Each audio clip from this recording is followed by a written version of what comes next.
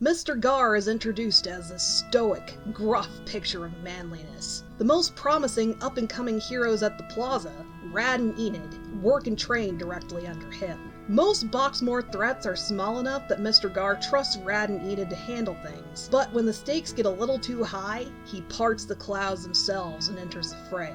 He's a slightly mysterious, larger-than-life figure, the pinnacle of role models, and exactly who KO aspires to be when he's older. At the start of the series, viewers only see the stoic facade crack around Carol. He becomes an anxious, tongue-tied wreck. It's an achievement if he's able to string together anything close to a coherent sentence around her. The first hints viewers get about their history together are the Silver Spark portrait on Mr. Gar's desk and the sub's sandwich flashbacks. Everyone is aware of how he feels about Carol and even shipped them together to some degree. Carol wants to talk to him and reconnect, even when she has to take the initiative in general conversations. So the question becomes, what's actually stopping Mr. Gar here? In the Point flashbacks, the young Mr. Gar is the anxious, meek, tongue-tied, luchador-themed hero, Elbow. Elbow was very much a capable and talented hero. He was one of 3 hand-picked junior candidates to join the prestigious hero team, Point. Before that, he was known and highly respected for his lucha libre, as revealed and fangirled over by Punching Judy. Though these parts of his character are dramatically overshadowed by a seeming lack of confidence and self-esteem. The handful of screen time Elbow has are usually centered on how hard he's crushing on his coworker, Silver Spark. He's so focused on drumming up the courage to confess his feelings that it takes a comment from Rippy for him to clock how obvious Silver and Laser Blast are. Laser made a move the minute he met Silver. Elbow knew her long enough to develop a rapport and become close friends, but he was waiting for the perfect moment to say something. Because Laser and Silver were getting more serious, Elbow felt a now or never compulsion to confess. During the 3-man mission to discover what was going on with the donut shop, Elbow was focused on confessing over everything else. Seeing Laser flirt with Silver was agony. It was a final pinpull on the metaphorical grenade. The confession had to be now. Elbow still wasn't quite ready, hence the hemming and hawing and stumbling over his words, but he finally had the momentum to follow through. He distracts Silver long enough that she can't reach Laser in time. The donut shop gets sucked into a black hole. Laser is presumably dead. Silver and the entirety of Point wrongfully blame Elbow for the tragic event. His friends ice him out, and he's unceremoniously dismissed from his position. Another dimension to Elbow is his cultural identity as a masked wrestler. A luchador is traditionally part of an established family stable and has a legacy attached to their mask along with their title. Lucha Libre typically features teams of 3, too. In Elbow's case, his stand-in for the classic lucha team were Silver and Rippy. They're as much extended family as they are friends and teammates. When Elbow loses his mask, it's a dramatic visual signifier for the death of both his identity and former life. That's why Mr. Gar deliberately refuses to go by that previous title and refers to it as something separate, or other. He had to completely rebuild himself, as well as the parts, pieces, and meaning of his life from the ground up. Mr. Gar has a literal wanderer phase of his life, where he walks aimlessly long enough his clothes get tattered, and his hair grows into a long, unruly mass. He's lost and confused, but always stops along the way to help people in need. Even without Point or Elbow, he became a hero because of an earnest desire to help others and stop bad guys. Elbow was just a moniker. The essence of who he was is still there. The new journey is figuring out what to do now and who he wants to become.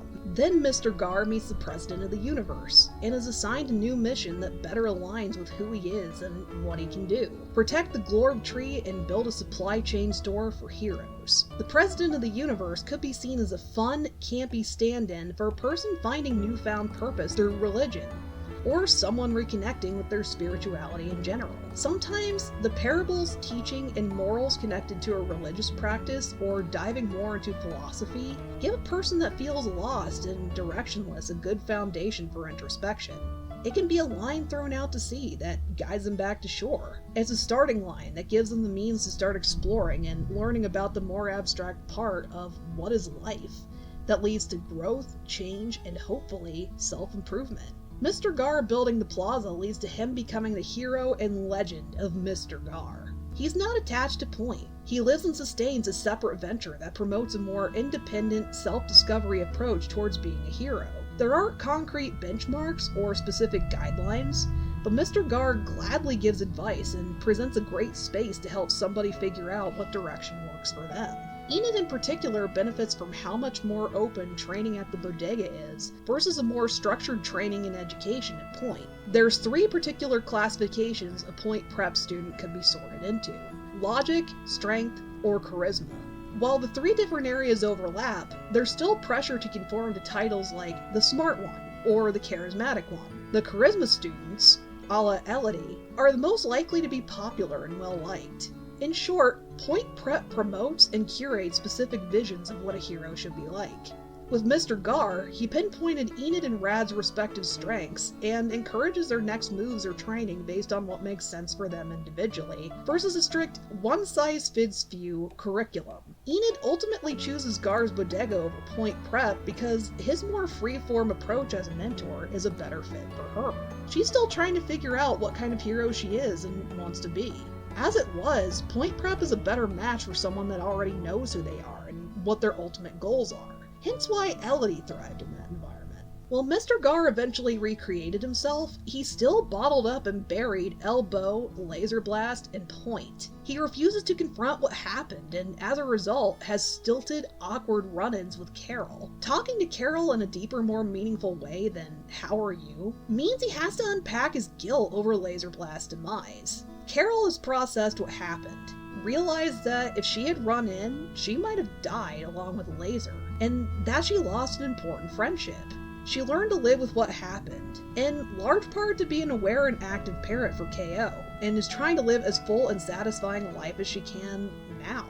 Yes, Mr. Gar built the bodega and became an impressive, respected figure in his own right, but part of him is stuck in the past on that horrible night. In his mind, he might as well be the one that killed Laser instead of the black hole. The angry, upset Carol in the constantly rewound tape in his mind's eye is more tangible and immediate than Carol in reality. Mr. Gar is so scared that if he actually tries to talk to her, it would be an instant means to transport him back to that painful transition period between losing Elbow and who Mr. Gar is now.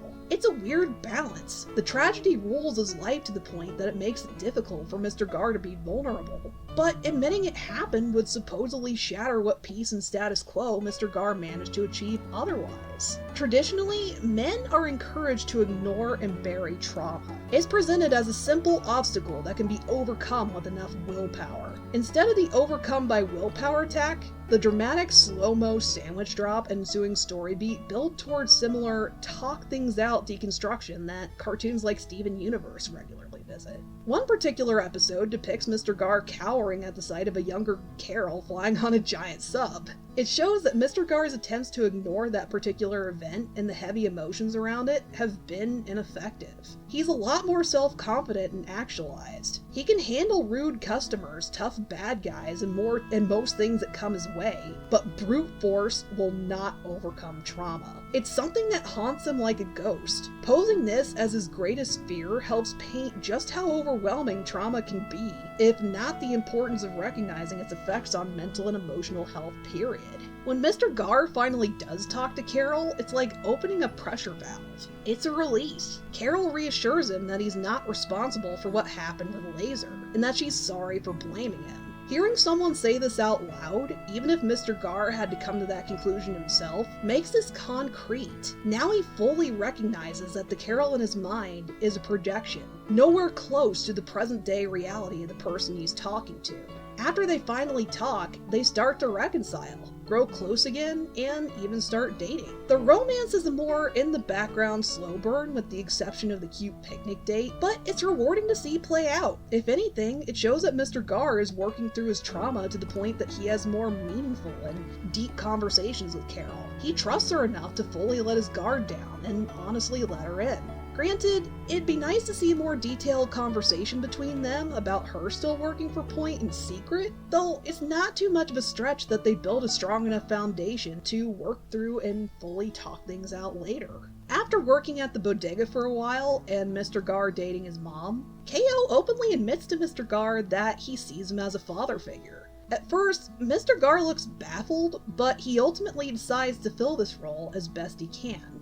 Employing KO started as a favor to Carol. Through his general interactions and one-on-one time with the kid, he comes to care about him as much as his other pupils Rad and Enid. He recognizes the gravity of the role KO is asking him to fill. As far as they both know, KO's bio dad is dead. Carol's immediate friends and clients are other moms and older women, and Mr. Gar's pupils/adoptive family are pretty much KO's older siblings anyway. KO is expressing his need for an older male role model. Not just the ambiguous figure of Chip Damage he only ever gets cues from through TV appearances and action figures. Mr. Gar is right there. He is reliable. He's a powerful hero. He's an enthusiastically Carol-approved symbol of masculinity. He's a picture of what KO wants to be like. The montage revealing that Mr. Gar and Carol started dating features happy domestic scenes, with Mr. Gar filling the role of dad well enough that KO reflects on that with a smile. The particular scene with KO and Mr. Gar on the bodega roof for a stakeout is a result most blended families hope for when a new parent enters the scene. The new parent, in this case Mr. Gar, has organically meshed with the existing family and carved out a spot that's unanimously accepted. Considering how Mr. Gar is written and presented, he's an example of a positive masculine role model. He's tough, he's stern, and he kicks ass. But he's also patient and learning how important it is to be open and vulnerable. In the very last episode, it's a mark of how much of an impact Mr. Gar had when an adult KO not only takes over the bodega, but also is spot for an aerial attack from the clouds.